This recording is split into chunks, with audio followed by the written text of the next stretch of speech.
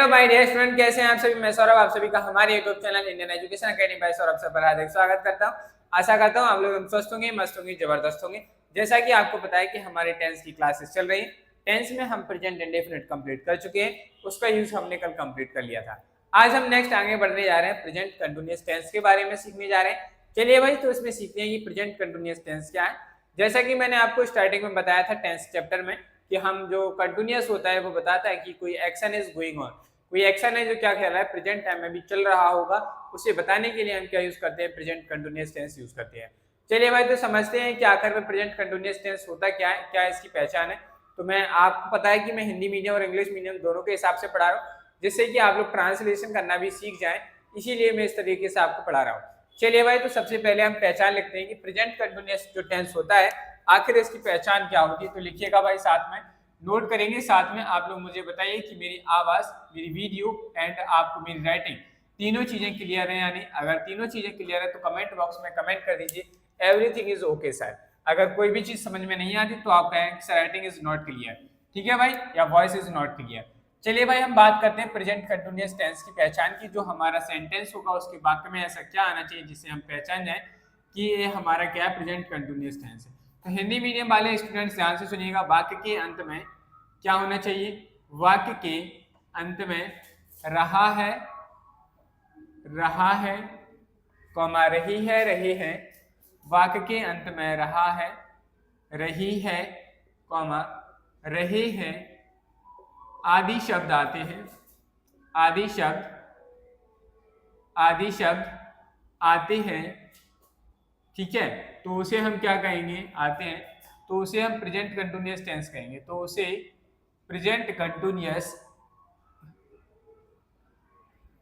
उसे present continuous,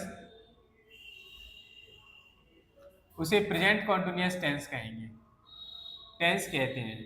तो उसे हम क्या कहेंगे भाई, प्रेजेंट कंटिन्यूअस टेंस कहते हैं। चलिए भाई, इंग्लिश मीडियम वाले लिखें प्रेजेंट कंटिन्यूअस टेंस का जो फॉर्मेट होता है, हम फॉर्मेट फॉर्मूले की जगह फॉर्मेट लिख रहे हैं, क्योंकि प्रेजेंट कंटिन्यूअस टेंस का फॉर्मेट कुछ इस तरीके से होता है। फॉर्मेट, इसका जो फॉर्मेट होता है वो क्या होता है, सब्जेक्ट होता है। इसमें एक क्या होता है, एसयूवी का मतलब है सब्जेक्ट, समझ में आ रहा है ना, सब्जेक्ट होगा। फिर इसके बाद हमें हेल्पिंग वर्ब देखने को मिलती है, is, are am plus verb की फर्स्ट फॉर्म आएगी। फिर इसके बाद हम आईएनजी यूज करते हैं। फिर ऑब्जेक्ट आएगा हमारे पास, क्या आएगा, ऑब्जेक्ट आएगा प्लस एक्स्ट्रा चीजें आएंगी और लास्ट में फुल स्टॉप जरूर आएगा, ठीक है भाई। अगर आप फुल स्टॉप नहीं लगाते तो आप गलत कर रहे हैं, इसलिए सेंटेंस में फुल स्टॉप लगाना बहुत जरूरी है। ये हमारा क्या आ जाएगा, फुल स्टॉप आ जाएगा। अब बात आती है सर कि इज, आर, एम हम किसके साथ यूज करते हैं। तो लिखिए नेक्स्ट कॉन्सेप्ट, कॉन्सेप्ट करके लिखिए भाई, कॉन्सेप्ट, कॉन्सेप्ट में लिखेंगे क्या है कॉन्सेप्ट, उसको समझते हैं। इस किसके साथ आएगा, तो लिखिए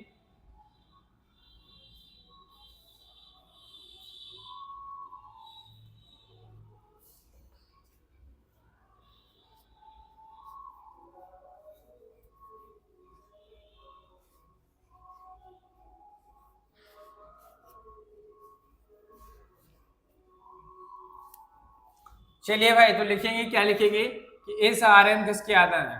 तो लिखिएगा we use is, we use is with singular subject,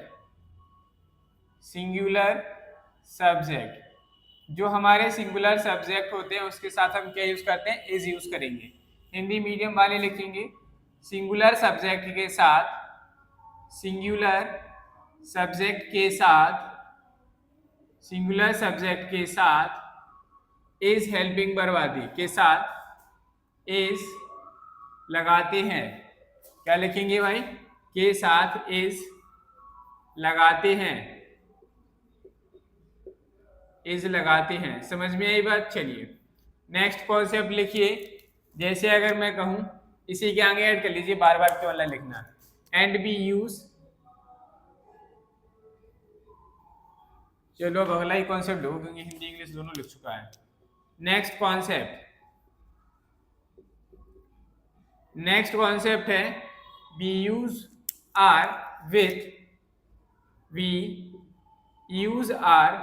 are helping verb है भाई। We use are helping verb, are मैं लिख ही दे रहा हूं इसके आगे, are helping verb with plural subject,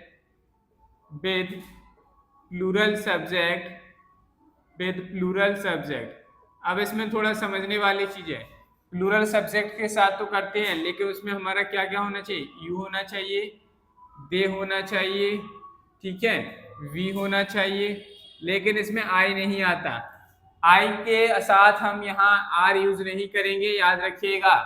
तो लिख लीजिए भाई, इन 3 सब्जेक्ट के साथ यू, दे या कोई भी प्लूरल नाउन आती है, क्या आती है, कॉमा, कोई भी प्लूरल नाउन आएगी, प्लूरल नाउन, तो उसके साथ में हम क्या यूज करेंगे? आर हेल्पिंग वर्ब यूज करेंगे। क्या यूज करेंगे भाई? आर हेल्पिंग वर्ब यूज करेंगे। किसी को कोई दिक्कत समस्या?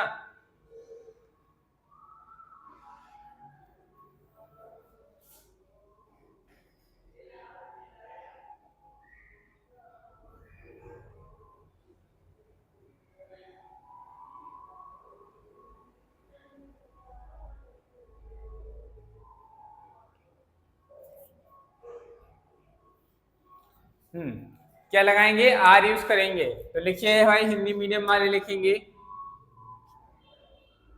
हिंदी मीडियम वाले लिखेंगे, क्या लिखेंगे? यू दे वी, कॉमा,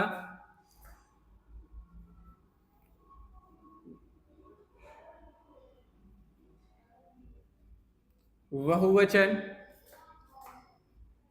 संज्ञाओं के साथ,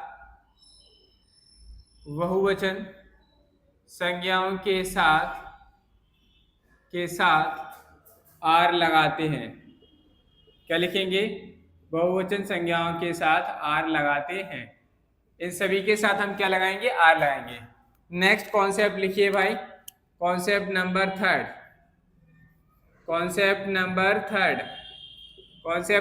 थर्ड, क्या है इसको समझते हैं। आई के साथ we use am with I. जो आई होता है सिर्फ इसी के साथ हम क्या लगाएंगे?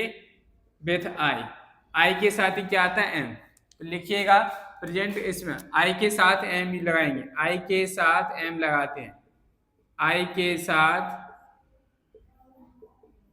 एम लगाते हैं। प्रेजेंट कंटिन्यूअस टेंस में आई के साथ क्या आएगा? एम आएगा। नेक्स्ट पॉइंट लिखिए भाई, इसी में नेक्स्ट कॉन्सेप्ट करके लिख लीजिए। नेक्स्ट कॉन्सेप्ट क्या है?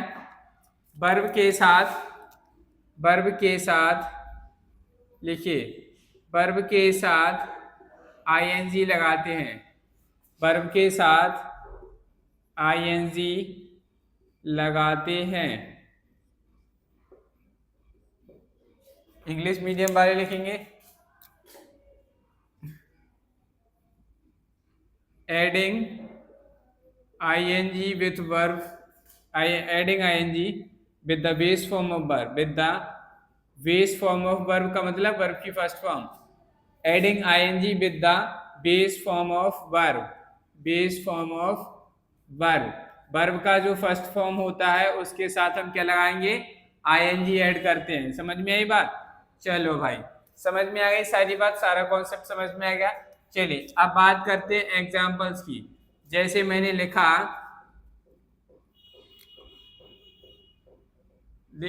थोड़ा कुछ एक फिर से लिखे दे रहा हूं मैं भाई, अफर्मेटिव सेंटेंस। ये तो हो गई प्रेजेंट कंटिन्यूअस टेंस के बारे में जानकारी। अब लिखिए यहाँ पे, अगर हम अफर्मेटिव सेंटेंस बनाएंगे, अफर्मेटिव सेंटेंस में हमारा क्या फॉर्मेट रहने वाला है? तो फॉर्मेट तो यही रहने वाला है भाई। अफर्मेटिव सेंटेंस में फॉर्मेट लिख लीजिए, फॉर्मेट। अफर्मेटिव सेंटेंस में फॉर्मेट क्या रहेगा? यही रहेगा जो लिखा है अभी। सब्जेक्ट होगा, सब्जेक्ट के बाद is are am helping verb आती है, हेल्पिंग वर्ब के बाद हमारी वर्ब आएगी, वर्ब का फर्स्ट फॉर्म, लेकिन उसके साथ हमें क्या यूज़ करना है, आईएनजी फॉर्म यूज़ करना है। फिर उसके बाद हम ऑब्जेक्ट लिखेंगे और ऑब्जेक्ट के बाद एक्स्ट्रा चीज़ें आएंगी और लास्ट में फुल स्टॉप जरूर आएगा। इस तरीके का फॉर्मेट बनता है। चलिए भाई अब समझते हैं कि किस तरीके के क्वेश्चन पूछे जाते हैं और किस तरीके से बनाना पड़ता है। तो लिखिए भाई, जैसे मैंने लिखा संध्या संध्या संध्या चित्र बना रही है। संध्या चित्र की जगह और कुछ लिख लो। संध्या गिटार बजा रही है। संध्या गिटार बजा रही है। ठीक है भाई, इंग्लिश मीडियम वालों को मैं इसी का एग्जाम्पल बनाऊंगा तब समझाऊंगा मैं। नेक्स्ट मैंने लिखा बे नाच रहे हैं। बे नाच रहे हैं। नेक्स्ट अगर मैं बात करूं, तुम खेल रहे हो। तुम खेल रहे हो। देखिए भाई, मैंने 3 सेंटेंस लिखे। इन तीनों सेंटेंस को इंग्लिश में ट्रांसलेट करिए।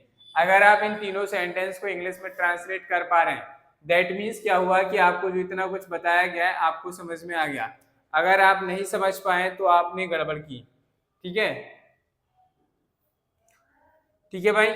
अगर हम बात करें इसी स्लाइड में सब कुछ समझना चाहना तो तुम की जगह मैं खेल रहा हूँ यहाँ ये लिख लो भाई। इससे क्या है, मेरा भी कॉन्सेप्ट एक ही बार में कंप्लीट हो जाएगा, क्योंकि अभी आपको सबके सामने लिखा है मैं खेल रहा हूँ। रहा हूँ,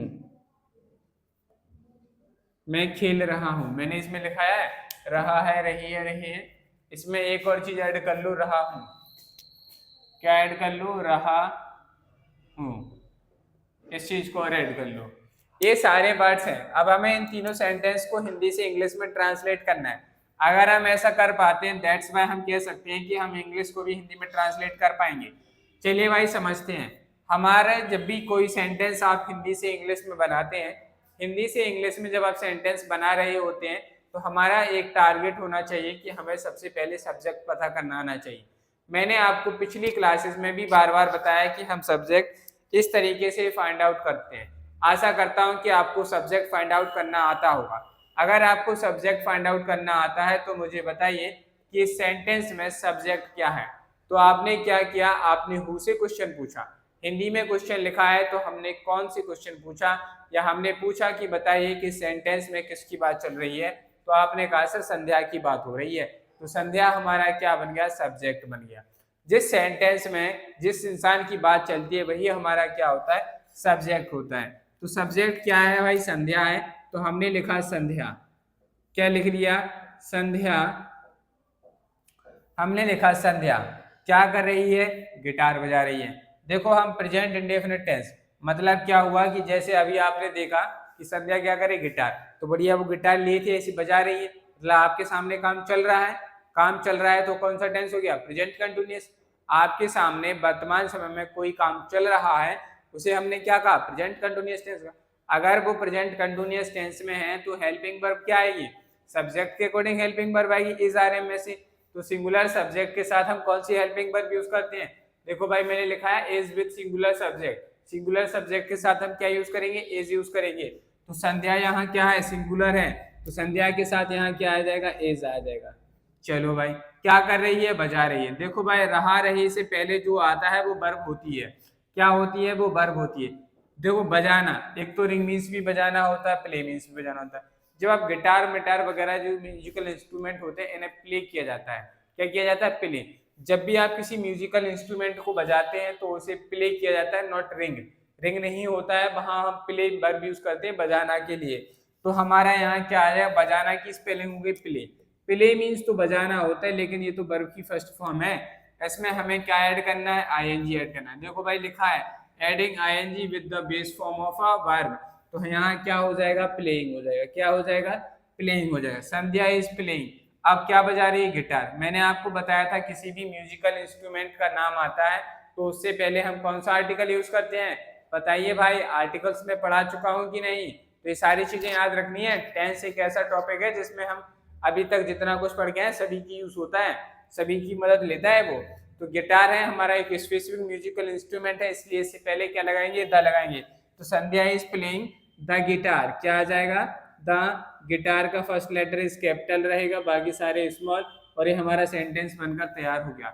अब हमने क्या किया, पहले हमने संध्या लिखा, इज आर एन इज इसके साथ आईएनजी लगाया, that means present continuous tense है। प्ले हमारी वर्ब थी बजाना, द गिटार हमारा स्पेसिफिक हो गया। देखिए भाई अब तो मैं समझा रहा हूँ जस्ट अपोजिट। अब मैं आपको ये समझा रहा हूँ कि सेंटेंस की हेल्प से आप हिंदी में कैसे ट्रांसलेशन करेंगे। तो संध्या की बात चल रही है, तो संध्या तो सब्जेक्ट है, सब्जेक्ट के बाद हम यहाँ जब भी लिखते हैं तो हिंदी में जब भी हम सब्जेक्ट के बाद लिखते हैं तो वो हमेशा हमारा क्या आता है, हमेशा हमारा ऑब्जेक्ट आता है। तो क्या है, गिटार। अब द आपको नॉलेज होनी चाहिए कि आर्टिकल द इसलिए लगाया क्योंकि ये स्पेसिफिक म्यूजिकल इंस्ट्रूमेंट था, और आर्टिकल को उसको डिफाइन करने के लिए हमने इससे पहले द लगाया, तो द की वैल्यू नहीं है। मतलब इंग्लिश ग्रामर में है लेकिन हिंदी में इसकी कोई जरूरत नहीं है कि द लिखो। तो लिखना है संध्या गिटार, देखो आईएनजी लगा है, प्ले मीन्स हो गया बजाना। अब आपको नॉलेज होनी चाहिए कि प्ले म्यूजिकल इंस्ट्रूमेंट को बजाने के लिए हमेशा प्ले लिखा जाता है, तभी आप कर पाते। तो इसका क्या हो जाता है, प्ले। तो संध्या गिटार बजा, आइस और आईएनजी से पता चल रहा रही वाला है, तो लिखेंगे संध्या गिटार बजा रही है, और हमारा सेंटेंस पूरा बन के तैयार है। चलिए भाई अब आप इसका आंसर बताइए कि क्या बनने वाला है। बे नाच रहे हैं, कौन नाच रहे हैं, बे की बात चल रही है, तो बे हमारा क्या बन गया, सब्जेक्ट बन गया। बे हमारा सब्जेक्ट हो गया, तो इसका मीनिंग क्या होता है, दे। देखिए भाई दे प्लूरल सब्जेक्ट, और हमने पढ़ा है कि प्लूरल सब्जेक्ट क्या, we use are helping verb with the plural subject. तो इसके साथ हम क्या हेल्पिंग वर्ब यूज करेंगे, आर। तो दे आर। नाचना, डांस मीन्स नाचना होता है, तो हमने क्या लिखा, DANCE, डांस मीन्स नाचना होता है। देखो भाई जब भी आप क्या करते हैं, किसी वर्ब के लास्ट में ई आता है और हम उसमें आईएनजी ऐड करते हैं, तो ई टर्मिनेट होके आई में चेंज हो जाता है। तो यहाँ क्या आ जाएगा, DANCING, dancing, they are dancing, और ये हमारा क्या हो गया, फुल स्टॉप। चलिए भाई नेक्स्ट सेंटेंस बनाते हैं। मैं खेल रहा हूँ, मैं खेल रहा हूँ, तो कौन खेल रहा है, मैं की बात चले, तो आई हमारा क्या बन गया, सब्जेक्ट। देखिए भाई प्रेजेंट कंटिन्यूअस टेंस एकमात्र ऐसा टेंस है जिसमें आई के साथ एम यूज किया जाता है, only in present continuous tense में। तो मैंने यहाँ लिखवाया है कि we use am with I के साथ ही, ओनली, सिर्फ ओनली ऑन आई ही एक ऐसा लेटर है जिसके साथ आप प्रेजेंट कंटिन्यूअस टेंस में एम यूज करते हैं। तो यहाँ आई के साथ क्या आएगा, बताइए भाई, एम आएगा कि नहीं। तो क्या लिखेंगे, आई एम, खेलना, प्ले मीन्स क्या होता है, खेलना, और इसमें लगाएंगे आईएनजी। इसमें ऑब्जेक्ट नहीं है तो हमें लिखने की जरूरत नहीं है, बट इसका मीनिंग निकल रहा है कि मैं खेल रहा हूँ। समझ में आई बात, ये हमारे एक इंडिपेंडेंट क्लॉज भी बन गया। समझ में आई बात कि नहीं। तो इस तरीके से हमने इसको बना लिया। क्या आप लोगों को समझ में आ गया? अगर समझ में आ गया है तो फटाफट से नोट करिए, फिर मैं इंग्लिश मीडियम वालों के लिए कुछ एग्जाम्पल्स बताता हूँ। नोट कर लीजिए भाई आप लोग। चलिए भाई, तो हमारे इंग्लिश मीडियम वाले स्टूडेंट थोड़ा ध्यान दीजिए और समझिए कि हम किस तरीके से आपकी जो एग्जाम्स है उनमें किस तरीके से क्वेश्चंस बनते हैं, इसके बारे में हम डिस्कस करते हैं। जैसे मैंने लिखा है यहाँ पे राम इज, ठीक है, अ लेटर। मैं बहुत सिंपल सी क्वेश्चन ले रहा हूँ भाई जो आप लोग आसानी से समझ। आपके पास एक ऑप्शन में वर्ब आएगी राइट, आपसे कहा जाएगा using this verb appropriate form, using the appropriate form of the verb. क्या पूछा जाएगा, using the appropriate form of the verb. Verb का एप्रोप्रिएट यानी कि जिसकी जरूरत है वर्ब का, वो वाला फॉर्म आप यहाँ लिखिए। क्या जरूरत है वो आपको समझना है। समझिए भाई, क्या आप समझ पा रहे हैं कैसे समझना है इसमें इसकी जरूरतों को है।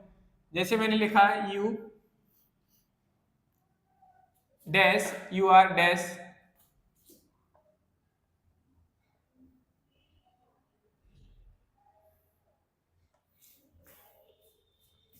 यहां पे आपके सामने एक वर्ब है टीच। देखिए भाई क्या लिखा है, Ram is dash a letter. आपके सामने एक वर्ब है राइट। अब आपको पता होना चाहिए कि भाई इज आर एम जब भी आता है, इंग्लिश मीडियम वाले स्टूडेंट ध्यान दीजिए भाई, अब आपके लिए है, इज आर एम जब भी आता है तो उसके साथ हमारी वर्ब में आईएनजी आती। क्या आती, वर्ब में आईएनजी आती। यहाँ क्या लिखा है, राइट लिखा है। अगर हमें इसमें राइट में आईएनजी जोड़नी है, राइट के साथ अगर हम आईएनजी ऐड करेंगे तो हमारे एक वर्ड बनेगा राइटिंग। क्या बनेगा, राइटिंग। लेकिन हमने आपको सिखाया था फॉर्मेशन ऑफ वर्ब, जिसमें हमने आपको रूट वर्ड्स भी पढ़ाए थे, प्रीफिक्स सफिक्स का यूज कराया था।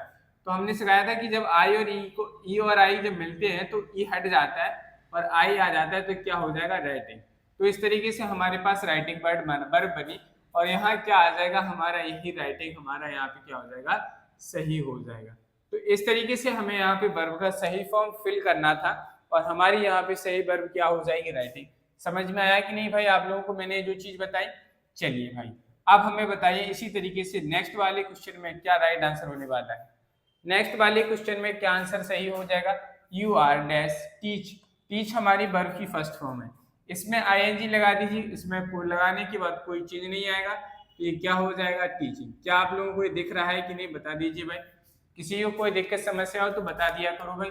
नेक्स्ट, ये तो फिल इन द ब्लैंक्स के फॉर्म में बन गए। अगर मैं बात करूं इसमें और किस तरीके से क्वेश्चन बनता है, तो नेक्स्ट एग्जांपल जैसे मैंने लिखा, I dash playing in the ground, in the ground. Next जैसे मैंने लिखा,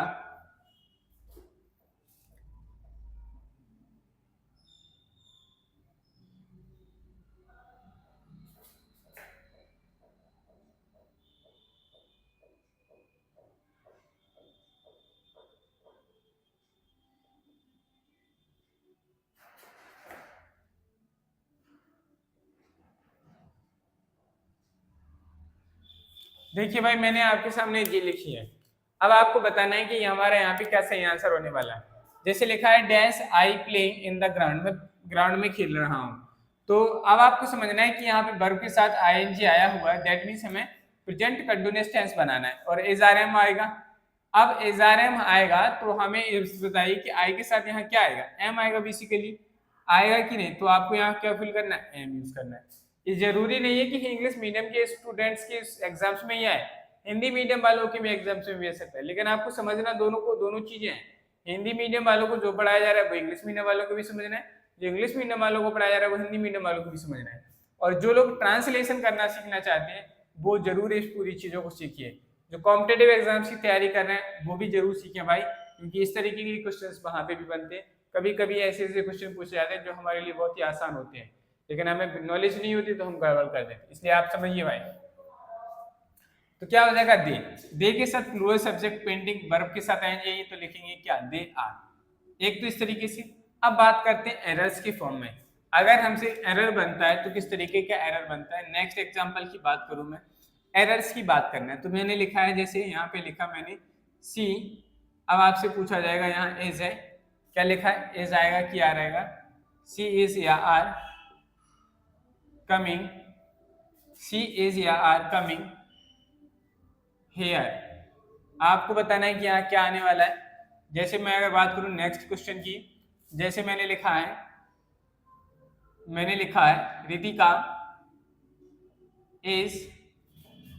रितिका इज लिसन या listening, Ritika is listening a music. बताइए भाई, ये दो सेंटेंस मैंने लिखे हैं आपके सामने, सी इज या आर कमिंग हियर, वह यहाँ आ रही है, वह यहाँ आ रही है, तो सी के अकॉर्डिंग यहाँ कौन सी हेल्पिंग वर्ब आएगी, तो आप कहेंगे सर ए सही होगा, आर गलत, क्योंकि आर हम प्लूरल सब्जेक्ट के साथ लगाते, सी हमारा कैसा है, सिंगुलर सब्जेक्ट है। कैसा है, सिंगुलर सब्जेक्ट है, और आपने कहा था सर सिंगुलर सब्जेक्ट के साथ एज आती है, तो ये हमारा सही हो जाएगा। इस तरीके का एरर बनता है। नेक्स्ट अगर हम बात करें, रितिका इज लिसन या लिसनिंग अ म्यूजिक, लिसनिंग का मतलब होता है सुन रही है, और ये वर्ब की फर्स्ट फॉर्म है और ये आईएनजी वाली फॉर्म है। बताइए भाई, रितिका सिंगुलर सब्जेक्ट है, उसके हिसाब से एज आया। प्रेजेंट कंटिन्यूअस टेंस में जब सब्जेक्ट सिंगुलर सब्जेक्ट के साथ एज आया तो वर्ब में क्या आनी चाहिए, आईएनजी आनी चाहिए। क्या आप यहाँ लिसन लिखेंगे, बताइए मुझे भाई, नहीं लिखेंगे ना, क्योंकि एज के साथ आईएनजी फॉर्म आना चाहिए, तो लिसन गलत हो जाएगा। तो हमारा सही फॉर्म क्या बनेगा, लिसनिंग हो जाएगा। तो LISTNING लिसनिंग अ म्यूजिक। तो इस तरीके के एरर्स आपके एग्जाम्स में बनते हैं भाई, सभी के एग्जाम्स में बनते हैं। जरूरी नहीं है कि हम हर बार यही कहूँ हिंदी मीडियम इंग्लिश मीडियम, आपके बिल्कुल नहीं सोचना है भाई कि हम हिंदी मीडियम में तो हिंदी मीडियम वाली चीजें सीखेंगे, हम इंग्लिश मीडियम में है तो इंग्लिश मीडियम वाली चीज सीखेंगे, या हमारे जो भाई बंधु जो कॉम्पिटेटिव एग्जाम्स की तैयारी करते हैं वो चाहते हैं कि हमारा बेसिक अच्छा हो। भाई आप ये सोचकर ही मत पढ़िए कि हम इसलिए पढ़ रहे हैं, आप इस सोच के साथ पढ़िए कि हमें जो चीज़ पढ़ा रहे हैं, हम जो चीज़ पढ़ रहे हैं वो हमें ऐसे पढ़नी है कि अगर हमें जीवन में वो कहीं पे भी यूज़ हो रही होगी तो हमें ज़रूर यूज़ करना है। बेसिकली बातें, बेसिक सी बातें होती हैं, ये हमें कभी कभी क्या करती है, बहुत सारी मदद करती है। अगर मैं बात करूं कि अगर किसी पेड़ की अगर जड़ें ना बने अच्छी, तो वो कभी भी पेड़ अच्छा नहीं बन सकता। जिस पेड़ की जड़ें ही अच्छी ना बनी हो, वो पेड़ कभी अच्छा बन ही नहीं सकता। ये सारी चीजें आपकी जड़ें हैं भाई। अगर आपको ये सारी बेसिक सी चीजें आती होंगी तो आप किसी भी एग्जाम्स में किसी भी तरह की ग्रामर्स को सॉल्व कर सकते हैं। मैं इस तरीके से पढ़ाना चाहता हूँ कि आप, मेरे बच्चे जो मुझसे पढ़ रहे हैं, वो इतने, उनके अंदर इतनी नॉलेज होनी चाहिए कि उन्हें पता हो सारी ABCD कि आखिर हमने ऐसे ऐसे स्टेप होता है, इसके साथ ये आता है, इसके साथ ये आता है, ऐसा होना चाहिए, तब होता है। तभी जाके आप भाई इंग्लिश का ट्रांसलेशन करना सीख पाएंगे, नहीं वरना आप कुछ नहीं कर सकते। तुम देखते रहो इतनी हवा हवाई में उड़ते रहो कि जैसा हो रहा है वैसा हो रहा है, सब बर्बाद चला जाएगा। तो ये हमारा क्या हो गया, आंसर बन गया। किसी को कोई दिक्कत समस्या भाई समझ में आ रहा है कि नहीं? चलिए भाई, अब हम थोड़ा आगे की ओर बढ़ते हैं। अब हम आते हैं नेक्स्ट। अफर्मेटिव सेंटेंस में हमारा सब कुछ इतना ही था। नेगेटिव सेंटेंस की बात करते हैं। तो अब हमारी नेक्स्ट हेडिंग होने वाली है नेगेटिव सेंटेंस। क्या होने वाली है? Negative sentence. नेगेटिव सेंटेंस, अब हमें समझना है कि जो नेगेटिव सेंटेंस होता है आखिर ये क्या है। देखिए भाई, मैंने आपको प्रेजेंट इंडेफिनिट टेंस पढ़ाया था, उसमें नेगेटिव सेंटेंस में क्या था, बस नॉट शब्द आता था, बाकी सब कुछ वैसा ही रहता था। इसलिए मैं अब हिंदी मीडियम वालों को वो पहचान नहीं लिखा रहा हूँ जो मैं हर बार लिखाता था। क्या होगा?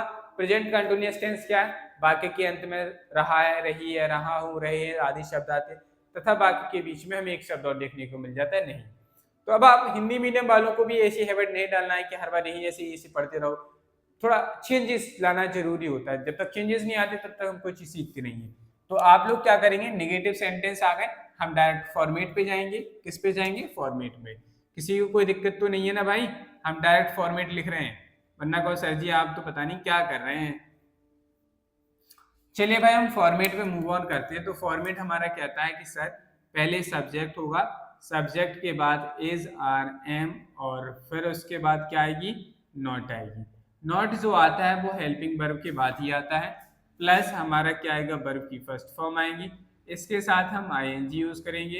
इसके बाद हमारा ऑब्जेक्ट आता है, ऑब्जेक्ट के बाद हमारा एक्स्ट्रा चीजें आती है, और लास्ट में हमारा क्या आता है बालको?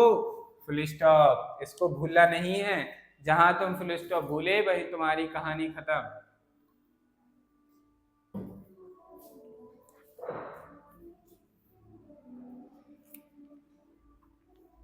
चलिए भाई, अब हम आगे बढ़ते हैं। सब्जेक्ट हो गया, इज, आर, एम हो गया, नॉट हो गया, वर्ब की फर्स्ट फॉर्म में ING, ऑब्जेक्ट, ETC। चलिए अब हम इसके सीधे एग्जांपल्स पे आते हैं। तो समझिएगा, जैसे मैंने लिखा, मैंने कहा तुम वहां, मैंने कहा तुम वहां नहीं रह रहे हो, मैंने कहा तुम वहां नहीं रह रहे हो। ठीक है, ये रहना, रहना मतलब लिव, लिव मीन्स होता है रहना।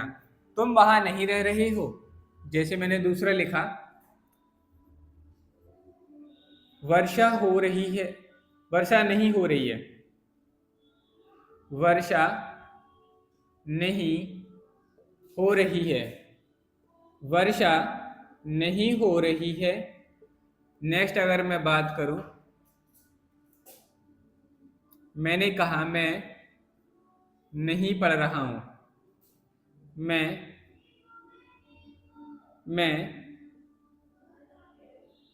नहीं पढ़ रहा हूं, मैं नहीं पढ़ रहा हूं, मैं नहीं पढ़ रहा हूं। समझ में आई बात? चलिए अब हम क्या करते हैं, हमें क्या करना है, इनको बनाना है। तो कैसे बनाएंगे थोड़ा समझते हैं। तुम वहां नहीं रह रहे हो, तो इसमें हमारा सब्जेक्ट क्या है? यू। तो यहाँ क्या आ जाएगा? यू। यू सब्जेक्ट है, प्लूरल सब्जेक्ट है, तो क्या हेल्पिंग वर्ब आएगी? आर आएगी, तो लिखेंगे यू आर। अब देखो भाई, नॉट है तो सब्जेक्ट वर्ब के बाद क्या आना चाहिए? नॉट। तो हम यहाँ क्या लिखेंगे? नॉट लिखेंगे। नॉट के बाद क्या आनी चाहिए? वर्ब की फर्स्ट फॉर्म। वर्ब क्या है? रहना। लिव की लिव होता है, और जब ING लगाएंगे तो लिविंग हो जाएगा, ये हट जाएगा। You are not living. Here means होता है यहाँ, और देयर मीन्स होता है वहां। ठीक है, लिव लिविंग देयर। और ये हमारा सेंटेंस बन के कंप्लीट, लास्ट में फुल स्टॉप लगाया करो भाई। नेक्स्ट अगर हम बात करें वर्षा नहीं हो रही है, इसमें देखिए भाई हमें पता नहीं कि सब्जेक्ट क्या है। जब ऐसी चीजों में नहीं पता होता सब्जेक्ट क्या, तो हम इट को सब्जेक्ट मानते हैं, तो इट लिखा। वर्षा होना सिंगुलर, इट हमारा सिंगुलर होता है तो इसके साथ क्या आएगा, इट इज। वो नहीं हो रही है तो लिखेंगे नॉट। देखिए भाई इट हमारा सब्जेक्ट था नहीं तो हमने इसको लिखा, इट के अकॉर्डिंग इज हेल्पिंग वर्ब आएंगे, नॉट है नॉट आएगा, क्योंकि हेल्पिंग वर्ब के बाद हमें क्या लिखना, नॉट। अगर नहीं है सेंटेंस में तो नॉट आ गया। Raining not, it is not raining, या बारिश नहीं हो रही है। इस तरीके से हमारा आंसर आ गया। चलिए भाई हम बात करते हैं नेक्स्ट थर्ड एग्जाम्पल की। मैं नहीं पढ़ रहा हूँ, तो लिखेंगे क्या, आई हमारा सब्जेक्ट है, एम हमारी क्या आ गई, आई के अकॉर्डिंग वर्ब आ गई। अब हमें क्या लिखना है, नहीं है तो क्या आएगा, नॉट आएगा। आई एम नॉट, देखो स्टडी लिखा है, स्टडी मीन्स पढ़ रहा हूँ, रीडिंग तो कर नहीं रहे, किताब की रीडिंग करते तो रीड आता है, स्टडी मतलब पढ़ाई। मैं नहीं पढ़ रहा हूँ, मैं नहीं पढ़ रहा हूँ मतलब मैं पढ़ाई नहीं कर रहा हूँ, इसका मतलब ये है आई एम नॉट स्टडिंग, मैं पढ़ाई नहीं कर रहा हूँ। ठीक है, तो इसमें हम आई एन जी लगा देंगे और हमारा क्या बन गया, पूरा रेडी हो गया। आई एम नॉट स्टडिंग, मैं पढ़ाई नहीं कर रहा हूँ। समझ में आई बात कि नहीं, किसी को कोई दिक्कत समस्या बना पाएंगे कि नहीं। चलिए भाई अगर हम बात करें नेक्स्ट तरीके के एग्जाम्पल्स की, तो जैसे मैंने कहा, जैसे मैंने लिखा कि क्या लिखा मैंने लिखा they are not dash, they are not dash here. आपके सामने एक वर्ब है, वो बताइए यहाँ क्या आने वाला है। नेक्स्ट एग्जाम्पल की अगर मैं बात करूं,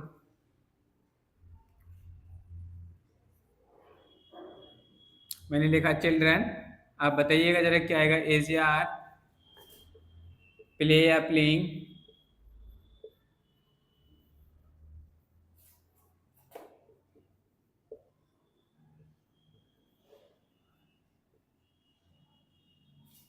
मैंने लिखा है they are not dash here, and next example है चिल्ड्रन इज प्लेइंग, या चिल्ड्रन इज यार प्ले या प्लेइंग इन द गार्डन। आपको बताना है कि इसमें हमारा क्या राइट आंसर होने वाला है। तो लिखिए पहले लिखा है दे और इसके बाद आया आर। देखो इस आर ने हमें हिंट दिए कि सर इस आर एम आएगा तो वर्ब के साथ आईएनजी आएगी, फिर उसमें देखो नॉट लिखा है तो हमें कंफ्यूज नहीं होना है, कोई दिक्कत नहीं। अब हमसे पूछा गया है यहाँ क्या लिखा है, गो, तो गो के हिसाब से यहाँ क्या आएगा, गोइंग आएगा, क्या आएगा, गोइंग आएगा। तो लिखा they are not going here, तो वहां वो यहाँ नहीं, वे यहाँ नहीं जा रहे हैं। चलो भाई लिखा है चिल्ड्रन, अब आपको पता होना चाहिए कि प्लूरल सब्जेक्ट क्या है। तो चिल्ड्रन जो हमारा कैसा सब्जेक्ट है, प्लूरल सब्जेक्ट है। क्या है भाई, प्लूरल सब्जेक्ट है, और प्लूरल सब्जेक्ट के हिसाब से क्या आती है, प्लूरल वर्ब आती है। प्लूरल वर्ब क्या है इसमें, एज की आर, आप कहेंगे सर आर प्लूरल वर्ब है तो आर सही हो जाएगा, इस हमारा गलत हो गया।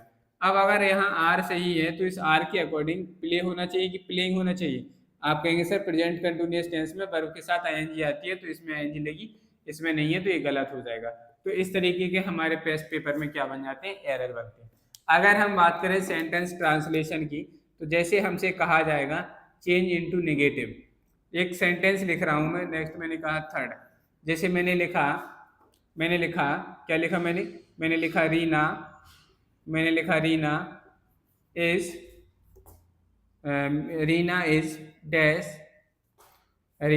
डैश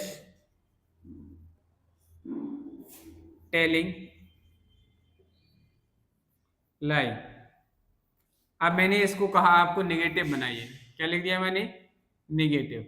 अब इस तरीके से क्वेश्चन भी पूछे जाते हैं भाई, इस सेंटेंस लिखा, इसमें आपके ब्रैकेट में लिखा चेंज इनटू नेगेटिव, नेगेटिव में चेंज करना है, इस लिखा है तो आपको कुछ नहीं करना है, इस सिर्फ आपको एक नेगेटिव वर्ड यूज करना है। अब आप समझिए कि जब भी हम इस तरीके से आएंगे, मैंने अभी आपको फॉर्मेट बताया, सब्जेक्ट होगा, सब्जेक्ट के बाद is are am helping verb आएगी, उसके बाद नॉट आता है, नॉट ही लिखते हैं भाई, नेवर मेवर ये सारी चीजें तो बाद में लगाई जाती है, जब हमारे पास ऑप्शन में नॉट नहीं है तब हम नेवर पे प्रेफरेंस देते हैं, वरना अदरवाइज हम यहाँ क्या लगाएंगे, नॉट यूज करेंगे, और क्या हो जाएगा, रीना इज नॉट टेलिंग लाई, रीना जो है वो झूठ नहीं बोल रही है, तो ये हमारा एक राइट आंसर बन जाएगा। तो इस तरीके के क्वेश्चंस भी हमारे पेपर में एंट्रेंस एग्जाम्स में बनते हैं, तो आप लोगों को सारी चीजें समझनी है, क्योंकि आप ऐसा तो नहीं आज जिस क्लास में पढ़ रहे हैं क्या उसी में रहेंगे, नहीं, कुछ समय बाद आप आगे आपकी क्लास बढ़ने ही वाली है, तो क्लास बढ़ेगी तो हमें अपना लेवल भी बढ़ा के रखना है, इसलिए बेसिक टू एडवांस सारी चीज़ें हमें सीखनी है। चलिए भाई बात करते हैं नेक्स्ट एग्जांपल की, जैसे मैंने लिखा है a chair a chair, a chair,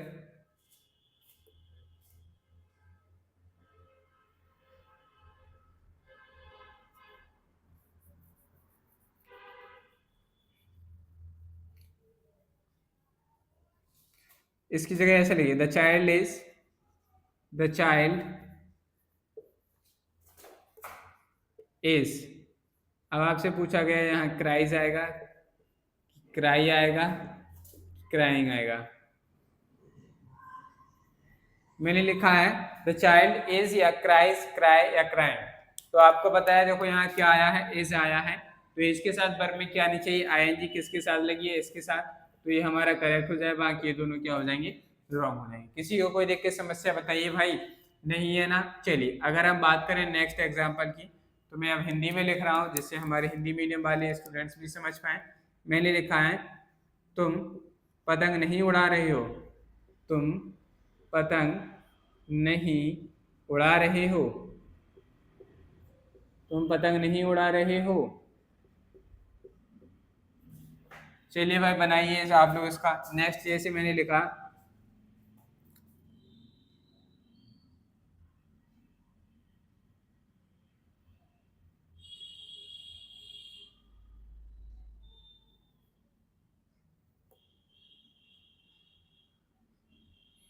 जैसे मैंने लिखा प्रधानाचार्य, मैंने लिखा प्रधानाचार्य असेंबली को संबोधित कर रहे हैं, प्रधानाचार्य असेंबली को संबोधित कर रहे हैं, को संबोधित, असेंबली को संबोधित कर रहे हैं। मैंने लिखा प्रधानाचार्य असेंबली को संबोधित कर रहे हैं, ये दो को सेंटेंस लिखे हैं। तुम पतंग नहीं उड़ा रहे हो, तो इसमें सब्जेक्ट क्या है, तुम है, तो यू आ गया। उड़ा रहा रही है, तो इससे पता चला कंटिन्यूअस टेंस है। यू के साथ प्लूरल सब्जेक्ट के साथ रहा रही में क्या लगाते हैं, आर आएगा, आर। नहीं है तो फिर क्या आ गया, नॉट। उड़ाना क्या हो गया, वर्ब। फ्लाई मीन्स होता है उड़ाना, तो क्या हो जाएगा, फ्लाइंग हो जाएगा कि नहीं भाई। You are not flying kite, तो यहाँ आप लिखेंगे a kite, flying a kite, वह पतंग नहीं उड़ा रहा है, क्योंकि काउंटेबल सिंगुलर काउंटेबल के साथ क्या लगाते हैं, आर्टिकल लगाते हैं। चलिए भाई लिखा है प्रधानाचार्य, तो लिखेंगे the principal, the principal, the principal. ठीक है, देखो अब रहा रही आया तो क्या लगाएंगे, इज लगाएंगे। द प्रिंसिपल इज संबोधित कर रहे हैं, मतलब प्रेजेंट में काम चल रहा है, तो एड्रेस, हमारा एड्रेस मीन्स क्या होता है, संबोधित करना, ADDRESS। लेकिन अब हमें क्या लगानी इसमें, आएंगे, तो क्या हो जाएगा, एड्रेसिंग। तो लिखा है the principal is addressing the assembly, क्या लिखेंगे फिर नीचे, द असेंबली, क्या हो जाएगा, असेंबली, और लास्ट में क्या आ जाएगा, फुल स्टॉप। किसी को कोई दिक्कत समस्या, तो आशा करता हूँ कि आपको ये भी समझ में आया होगा कि प्रेजेंट कंटिन्यूअस नेगेटिव सेंटेंस हम कैसे बनाते हैं, बना लेंगे कि नहीं, कोई दिक्कत तो नहीं होगी। बताइए भाई, कोई दिक्कत तो नहीं है, नहीं है तो आप लोग इसे नोट करिए, फिर हम आगे कंटिन्यू करते हैं। ठीक है भाई, नोट करिए। चलिए भाई अब हम आगे बात करते हैं, नेक्स्ट हमारा आता है इंटेरोगेटिव सेंटेंस। नेगेटिव में हम सब चीज सीख चुके हैं। चलिए अब हमारी नेक्स्ट हेडिंग होने वाली है इंटेरोगेटिव सेंटेंस। क्या होने वाली है, interrogative, interrogative sentence. Interrogative sentence, देखिए भाई इंटेरोगेटिव का मतलब क्या होता है कि ऐसे सेंटेंसेस जिसमें क्वेश्चन पूछा जाए, वो हमारा क्या कहलाता है, इंटेरोगेटिव सेंटेंस होता है। किसी को कोई दिक्कत नहीं है ना। चलिए भाई इंटेरोगेटिव सेंटेंस, हम सीधा इसमें डायरेक्ट फॉर्मेट पे बात करेंगे। इसकी वही पहचान रहेगी, क्या रहेगी कि बाकी के अंत में क्या आएगा, रहा है, रही है, ये सारे के सारे वर्ड्स आते हैं, रहा है, रही है, रहा हूँ, ये सारे वर्ड हैं। लेकिन सेंटेंस की जो शुरुआत होगी वो क्या से हो जाएगी, और इसका जो हम आंसर देंगे वो किस तरीके से देंगे, यस और नो में देंगे। क्यों, आप फॉर्मेट समझिए भाई। हमारा इसमें क्या आएगा, पहले हमारी इज, आर, एम, जो हेल्पिंग वर्ब होती है, ये तीनों हेल्पिंग वर्ब आएंगे। किसके हिसाब से कौन सी हेल्पिंग वर्ब आती है, आप लोग समझ चुके होंगे। प्लस हमारा इसमें क्या आएगा, नॉट आएगा। फिर हमारा क्या आ जाएगा, वर्ब की फर्स्ट फॉर्म, इसमें हम लगाएंगे आईएनजी, इसमें हम लिखेंगे इसके बाद ऑब्जेक्ट, और ऑब्जेक्ट के बाद एक्स्ट्रा चीजें, अगर कुछ नहीं है तो लास्ट में क्वेश्चन मार्क जरूर लगाएं। चलिए भाई बात करते हैं एग्जाम्पल्स की कि हमारा इसमें क्या क्या एग्जाम्पल होने वाला है। जैसे मैंने कहा, क्या तुम उसे गाली दे रहे हो? क्या तुम उसे गाली दे रहे हो? चलिए भाई बताइए कि इसका क्या हमारा बनने वाला है। क्या तुम उसे गाली दे रहे हो? नेक्स्ट जैसे मैंने लिखा, लास्ट में क्वेश्चन मार्क जरूर लगाया करो भाई। नेक्स्ट एग्जांपल मैंने लिखा, क्या वह उससे लड़ रही है? क्या वह उससे लड़ रही है? मैंने यहाँ पे दो क्वेश्चन लिखे हैं। जो लोग इन दोनों सेंटेंस के आंसर सही बनाएंगे इट मींस वो इस क्लास को सही से पढ़ रहे हैं। क्या लिखा? क्या तुम उसे गाली दे रहे हो? सबसे पहले हमें सेंटेंस को बनाने से पहले हमें इसमें पता करना है कि सेंटेंस का सब्जेक्ट क्या है। अगर आपने ये चीज पता कर लिया तो आप धीरे धीरे आगे बढ़ सकते हैं। तो बताइए इस सेंटेंस में हमारा सब्जेक्ट क्या है? तुम का मीनिंग क्या होता है? यू। तो हम क्या लिखेंगे? यू लिखेंगे? नहीं, क्योंकि हम पढ़ रहे हैं इंटेरोगेटिव सेंटेंस। इंटेरोगेटिव सेंटेंस में हमारा फॉर्मेट क्या कहता है सर कि हम हेल्पिंग वर्ब पहले लगाएंगे। तो हेल्पिंग वर्ब किसके अकॉर्डिंग आएगी? यू के अकॉर्डिंग। यू के अकॉर्डिंग क्या आना चाहिए? इज या आर की एम। आप कहेंगे सर अभी तो आपने बताया था कि प्लूरल सब्जेक्ट के साथ हम आर यूज करते हैं, तो यहाँ क्या आएगा? आर। फर्स्ट लेटर हमने, क्योंकि सेंटेंस की शुरुआत कर रहे हैं इसलिए फर्स्ट लेटर कैपिटल लिखा, बाकी सारे स्मॉल लिखे। फिर सब्जेक्ट क्या है हमारा? यू, तो हमने लिख लिया आर यू। देखो इसमें नहीं शब्द कहीं नहीं आया, नहीं आया तो हम नॉट नहीं लगाएंगे। अगर इसमें नहीं आता तो हम यहाँ नॉट यूज करते। समझ में आई बात? तो यहाँ अब नॉट लिखने की कोई जरूरत नहीं। देखिए भाई अब हमें समझना है कि वर्ब क्या है। क्या आएगी? वर्ब। गाली देना हमारी वर्ब है। रहा रही लिखा है तो इससे हमें पता चला कि हम वर्तमान में गाली दे रहे हैं। जैसे भी हम आपको पढ़ा रहे, सामने महाशय थे वो उसको क्या दे रहे थे? गाली दे रहे थे। तो हमारे आमने सामने और ही बात है, तो यहाँ गाली दे रहे थे। एब्यूज मीन्स होता है गाली देना। क्या होता है? एब्यूज। मैंने कल भी बताया था आपको। लेकिन जब हम इसमें आईएनजी ऐड करेंगे तो इसका ही हट जाएगा। क्या हो जाएगा? ई हट जाएगा। तो क्या हो जाएगा? Are you abusing?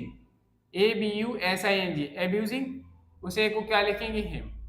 अब आप इसी सेंटेंस को इंग्लिश में बोलेंगे तो सामने वाले समझ जाएगा। इसका मतलब ये हुआ कि आप सामने वाले से पूछ रहे हो कि तुम उसे गाली दे रही थी, तो हम क्या कहेंगे? Are you abusing him. जब हम इंग्लिश में बोलेंगे तो हमें इसी तरीके से बोलना है। तो हमें स्पोकन इंग्लिश सीखने के लिए टेंस की नॉलेज होना बहुत जरूरी, तभी आप इंग्लिश बोलना सीख पाएंगे। समझ में आई बात? चलिए नेक्स्ट क्वेश्चन बनाइए। क्या लिखा है? क्या वह उससे लड़ रही है? तो देखिए वह है किसके लिए आया? अब लड़का है लड़की कैसे पता करेंगे? तो देखो इसमें रही है, रही ई की मात्रा आती है तो हमेशा लड़की होती है, यानी कि फीमेल जेंडर। तो यहाँ हमें पता चल गया सर सी की बात हो रही। सी के अकॉर्डिंग यहाँ क्या हेल्पिंग वर्ब आएगी? इज। तो हम पहले क्या लिखेंगे? इज। आई कैपिटल बनाइए भाई, क्या आ जाएगा? इज। फिर क्या लिखेंगे? सी हमारा सब्जेक्ट है तो शी। इज सी। लड़ना, लड़ रही है, फाइट मीन्स होता है लड़ना, तो इसमें क्या लगाएंगे? सीधी आईएनजी जोड़ दीजिए, क्या हो जाएगा? Is she fighting him. अब देखो उससे लिखा है, देखो उससे, उसे लिखा होता तो हम हिम लिखते। अब उससे लिखा है तो लड़ाई हो रही है, तो उससे पहले यहाँ से प्रीपोजिशन के लिए विथ मीनिंग देना है। से अलग होता है, इज सी फाइटिंग विथ, अब लिखेंगे उसके लिए होता है हिम। ठीक है, with him. He is she fighting, is she fighting with him. क्या भाई उससे लड़ रही है? तो अब इसका मीनिंग निकला। और लास्ट में क्या है? क्वेश्चन मार्क जरूर लगाएंगे, अन्यथा गलत हो जाएगा। समझ में आई बात की नहीं? चलिए भाई अब हमारा एक सेंटेंस और रह गया, इसमें वो और समझ लेते हैं। मैं वाला, जैसे मैंने कहा क्या मैं, क्या लिखा मैंने? क्या मैं बाजार, क्या मैं बाजार नहीं जा रहा हूं? क्या मैं बाजार नहीं जा रहा हूं? अब आपने पूछा, जैसे मान लीजिए घर के सभी मेंबर्स बाजार जा रहे थे और आप पूछ रहे हैं हम भी बाजार जा रहे हैं कि नहीं, तो वही वाला सीन है भाई। ठीक है, नेक्स्ट जैसे मैंने लिखा क्या हम भोपाल नहीं जा रहे हैं? क्या हम भोपाल नहीं जा रहे हैं? मैंने दो नए सेंटेंसेस लिखे। चलिए भाई इनको सीखते हैं। तो हमारा इसमें सब्जेक्ट क्या है? मैं। तो भाई हम पहले मैं लिखेंगे नहीं, आई हम ऐसे डायरेक्टली नहीं लिखेंगे। इसके अकॉर्डिंग क्या हेल्पिंग वर्ब आई एम, तो यहाँ पहले क्या आ जाएगा एम आई। एम आई नहीं आया है तो अब बर सब्जेक्ट के बाद हम क्या लिखेंगे नॉट, तो लिखा एम आई नॉट जा रहा हूँ, प्रेजेंट कंटिन्यूअस टेंस, गो मीन्स होता है जाना, इसमें आई एन जी एड करेंगे तो क्या हो जाएगा going. Am I not going to market, देखो टू क्यों आया, क्योंकि हम एक डेस्टिनेशन पे जा रहे हैं, डेस्टिनेशन क्या है मार्केट, तो क्या आ जाएगा इसके बाद में मार्केट, ठीक है। और ये हमारा लास्ट में क्या आएगा क्वेश्चन मार्क। तो क्या हो गया, अगर हम कहते क्या मैं बाजार नहीं जा रहा हूँ, इसको हम इंग्लिश में कैसे बोलेंगे, हम कहेंगे am I not going to market, am I not going to market. चलिए भाई नेक्स्ट सेंटेंस बनाते हैं। क्या लिखा है, हम भोपाल नहीं जा रहे हैं, क्या हम भोपाल नहीं जा रहे हैं, तो सब्जेक्ट क्या है हम के अकॉर्डिंग क्या हेल्पिंग वर्ब आएगी आर, तो हम यहाँ पहले क्या लिखेंगे आर, फिर उसके बाद क्या आएगी वी, सब्जेक्ट है, सब्जेक्ट के बाद क्या आएगा नॉट, नॉट तभी आएगा जब सेंटेंस में नहीं होगा, तो क्या आ गया नॉट, आर वी नॉट जा रहे, तो क्या हो जाएगा भाई गोइंग हो जाएगा। डेस्टिनेशन आपकी क्या है भोपाल है, तो लिखेंगे टू भोपाल, ठीक है भाई। इस तरीके से हम क्या करते हैं सेंटेंस को बनाते हैं। चलिए भाई अब हमारे इंग्लिश मीडियम वाले स्टूडेंट समझे जरा कि आखिर क्या आपके साथ पूछा जाएगा। जैसे लिखिए मैंने लिखा है इज, मैंने लिखा is she not dash a music. अब आपसे पूछा गया है आपके पास एक वर्ब है डांस, आपका इसका यूज करना है, बताइए यहाँ क्या होने वाला है। नेक्स्ट जैसे मैंने लिखा are you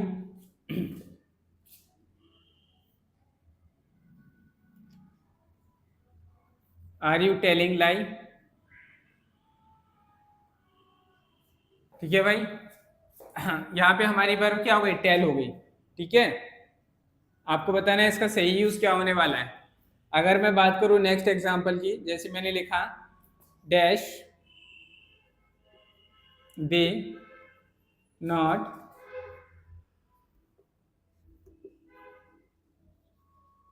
flying a kite. अगर मैं बात करूं नेक्स्ट एग्जांपल की,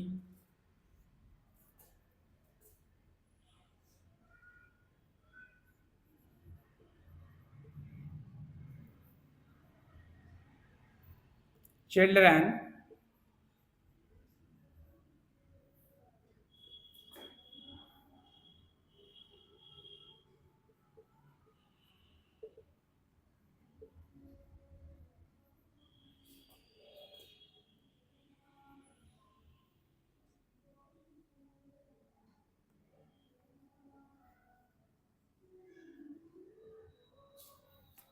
चलिए भाई मैंने कुछ एग्जांपल्स लिखे हैं, बताइए यहाँ पे क्या होने वाला है। यहाँ पे एरर बना लेते हैं भाई, थोड़ा सभी एरर सेम बन गए। चलो भाई यहाँ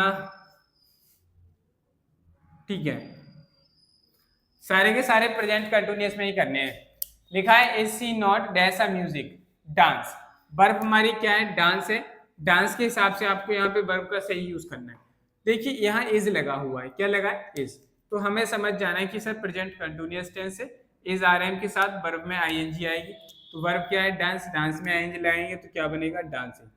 अब आपको ये नॉलेज होनी चाहिए कि डांसिंग में ई हट जाता है जब आई जोड़ते हैं, तो क्या हो जाएगा डांसिंग, ये हमारा करेक्ट आंसर बन गया। नेक्स्ट देखिए क्या लिखा है आर यू डैश लाइक, तो देखो आर लिखा है और यू लिखा है, यू सब्जेक्ट हो गया, आर हेल्पिंग वर्ब, तो इसके हिसाब से वर्ब में क्या आनी चाहिए आईएनजी आनी चाहिए, तो इसमें क्या हो जाएगा telling, are you telling like, क्या तुम झूठ बोल रहे हो।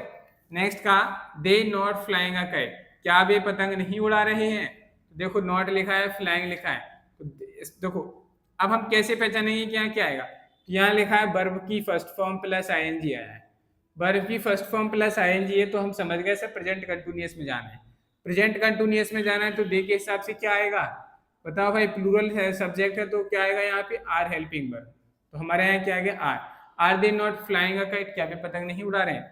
अब इसमें देखो मैंने दो जगह फिल इन द ब्लैंक्स लिखे हैं, आपसे कहा जाए प्रेजेंट कंटिन्यूअस बनाना है, इसे क्या बनाना है प्रेजेंट कंटिन्यूअस में, प्रेजेंट कॉन्टिन्यूअस, तो आपको समझ जाना है कि प्रेजेंट कंटिन्यूअस में नेगेटिव इंटेरोगेटिव बनाना है, चिल्ड्रन के हिसाब से प्लूरल फॉर्म है तो यहाँ क्या आ जाएगा, आर आ जाएगा। वर्ब आपको दे रखी है प्ले, क्या है आपको ब्रैकेट में वर्ब है प्ले, तो प्ले के हिसाब से यहाँ क्या आना चाहिए, प्लेइंग हो जाएगा कि नहीं, हो जाएगा कि नहीं भाई बताओ। तो इस तरीके से हम इस तरीके के सेंटेंसेस बनाते हैं। किसी को कोई दिक्कत समस्या है क्या भाई, नहीं है ना, चलो भाई। तो फिर लिख लो नेक्स्ट हमारा डबल इंटरोगेटिव सेंटेंसेस। क्या लिखेंगे भाई next, double interrogative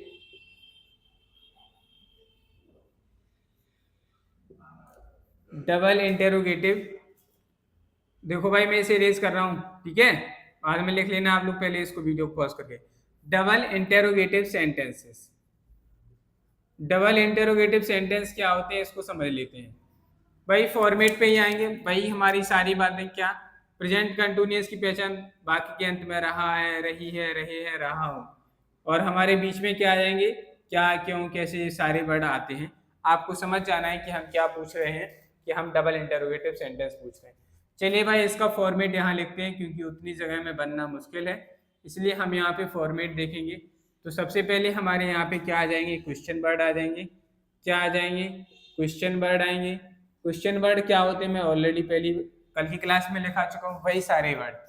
question words के बाद हमारे आते हैं यहाँ पे इज आर एम, जो भी हेल्पिंग वर्ब होगी वो आ जाएगी, इज आर एम हो जाएगी, प्लस इसके बाद हमारा क्या आएगा, सब्जेक्ट आएगा। सब्जेक्ट के बाद सेंटेंस में नॉट आएगा, नॉट के बाद वर्ब की फर्स्ट फॉर्म आएगी, वर्ब की फर्स्ट फॉर्म के साथ उसमें आईएनजी लगाएंगे, आईएनजी लगाने के बाद ऑब्जेक्ट आएगा, ऑब्जेक्ट के बाद ईटीसी कोई चीज़ें हैं तो वो आएंगी, और लास्ट में क्वेश्चन मार्क जरूर आएगा। समझ में आई बात की नहीं, आप लोग पहले इतना लिख लीजिए, फिर हम इसके आगे नेक्स्ट स्लाइड में करते हैं, नोट करिए भाई। चलिए भाई अब एक बार मैं फिर से फॉर्मेट लिख रहा हूँ, जिससे कि आपको याद रहे कि किस तरीके से हमें बनाना है। तो लिखिए भाई फॉर्मेट, डबल इंटरोगेटिव सेंटेंस का फॉर्मेट है।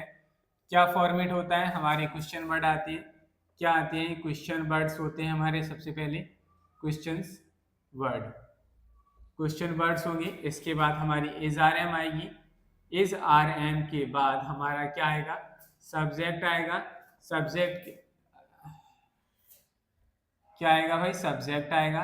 सब्जेक्ट के बाद अगर सेंटेंस में नहीं की जरूरत है तो नॉट लिखेंगे, अगर नहीं है तो कोई बात नहीं, नॉट हो जाएगा। नॉट के बाद वर्ब की first form plus ING plus object, object plus etc, and last में क्या आ जाएगा, क्वेश्चन मार्क। समझ में आई बात। चलिए अब बात करते हैं एग्जांपल्स की, तो लिखिएगा भाई, जैसे मैंने लिखा है,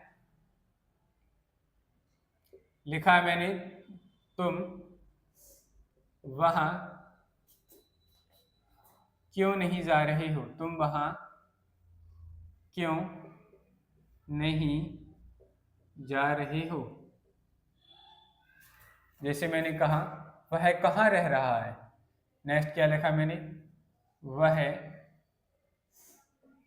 कहाँ रह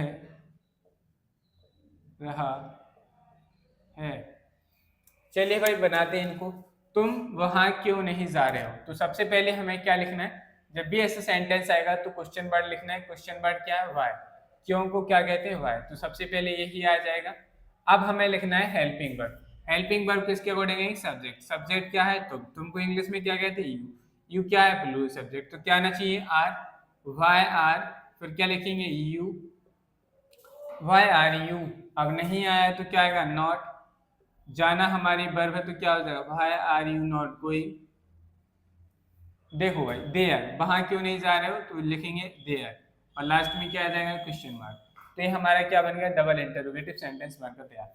नेक्स्ट क्या लिखा है, वह कहाँ रह रहा, वह कहाँ रह रहा है, तो कहाँ की स्पेलिंग, पहले हमारा क्वेश्चन वर्ड है तो इसको लिखेंगे पहले क्या आ जाएगा, वेयर। अब ही हमारा सब्जेक्ट है, ही सब्जेक्ट है तो इसके अकॉर्डिंग कौन सी हेल्पिंग वर्ब है, इज, तो वेयर इज ही। और रहना लिव होता है, नहीं है नहीं इसमें तो कोहर लगाएंगे नहीं, तो क्या आ जाएगा, वेयर इज ही लिविंग, और आखिरी में क्या आ जाएगा, क्वेश्चन मार्क आ गया। चलिए भाई अगर हम नेक्स्ट एग्जांपल की बात करें इसी में, तो मैंने लिखा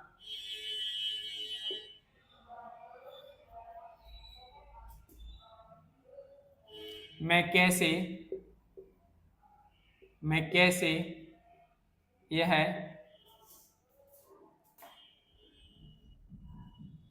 किताब तैयार कर रहा हूँ। मैं कैसे यह किताब तैयार कर रहा हूँ। आप कहते हैं ना कि मैं कैसे काम कर रहा हूँ, मैं ही जानता हूँ, मैं ही जानता हूँ। तो ऐसे सेंस भी हम बोलते हैं, मैं कैसे यह किताब तैयार कर रहा हूँ। तो देखिए कैसे लिखा है, तो क्वेश्चन वर्ड है, हम पहले लिखेंगे हाउ, और आई के अकॉर्डिंग क्या हेल्पिंग वर्ब है, एम। हाउ एम आई, ठीक है। तैयार करना प्रिपेयर होता है, प्रिपेयर, तो लिखेंगे preparing. How am I preparing, यह बुक किताब है, उसको डिफाइन करने के लिए है, तो हम यहाँ लिखेंगे this book. How am I preparing this book, this book, और ये हमारा क्या बन गया, सेंटेंस बनकर रेडी है। चलिए भाई नेक्स्ट अगर हम बात करें, जैसे मैंने लिखा,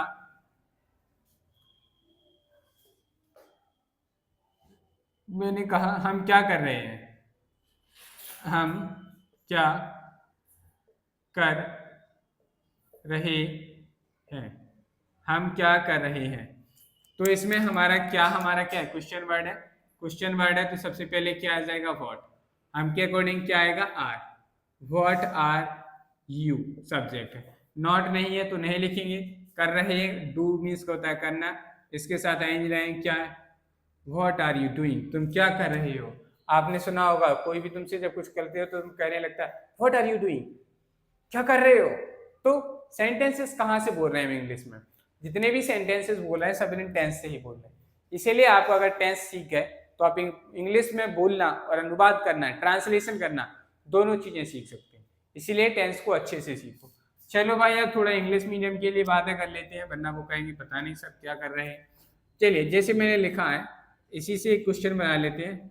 how how is she dash this dish. मैंने लिखा है how is she dash this dish. आपके पास वर्ब है मेक, आपको इसका सही यूज करना है, बताइए क्या होने वाला है। नेक्स्ट जैसे मैंने लिखा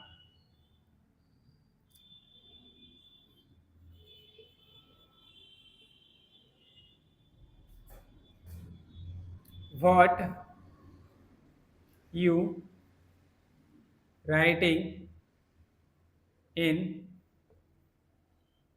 दिस डायरी।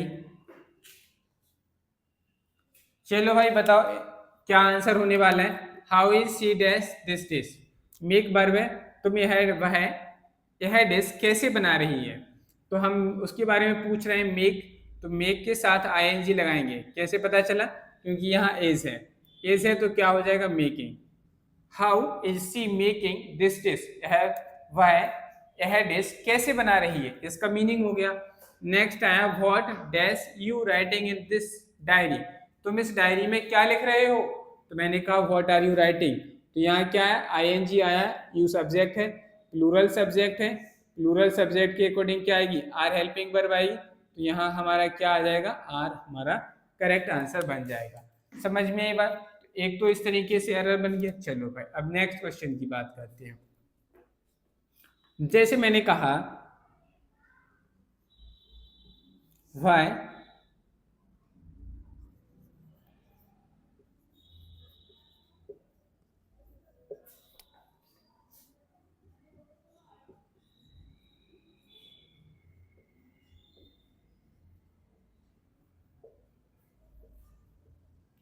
मैंने लिखा why are you not dash in this competition.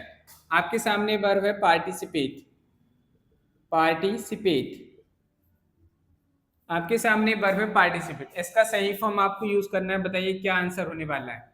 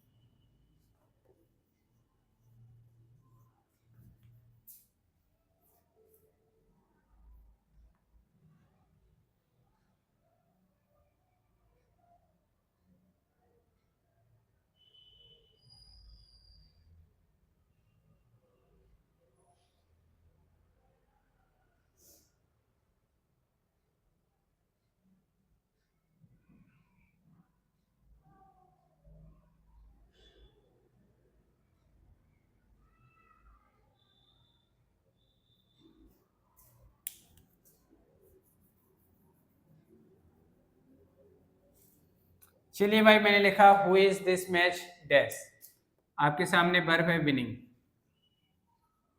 Win verb है विन। बताइए भाई इनके आंसर बताइए। तो क्या हो जाएगा, देखिए why are you not in this competition, तुम इस कॉम्पिटिशन में पार्टिसिपेट क्यों नहीं कर रहे हो। तो भाई पार्टिसिपेट है, अब हमें इसका सही फॉर्म यूज करना है। कैसे करेंगे, देखो आर यहाँ हेल्पिंग वर्ब है, आर हेल्पिंग वर्ब है, तो हमें यहाँ कौन सी फॉर्म लगानी चाहिए वर्ब की, आईएनजी आनी चाहिए। तो यहाँ क्या हो जाएगा, पार्टिसिपेटिंग, पार्टिसिपेटिंग।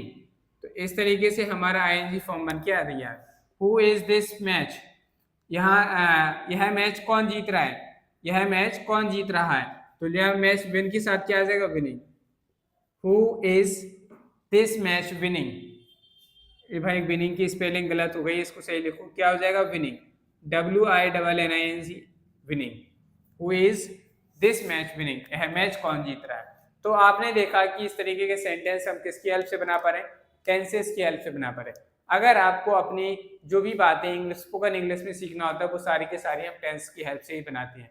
तो ये थी हमारे आज की प्रेजेंट कंटिन्यूअस की क्लास, जिसमें हमने प्रेजेंट कंटिन्यूअस के सारे टाइप्स बनाना सीख लिया है। आशा करता हूँ कि आज की क्लास आपको पसंद आई होगी। अगर क्लास पसंद आई है तो वीडियो को लाइक करें, चैनल को सब्सक्राइब करें, बेल आइकन को प्रेस करें, जिससे कि आपको हमारी नेक्स्ट आने वाली क्लासेस का नोटिफिकेशन समय पर मिलता रहे।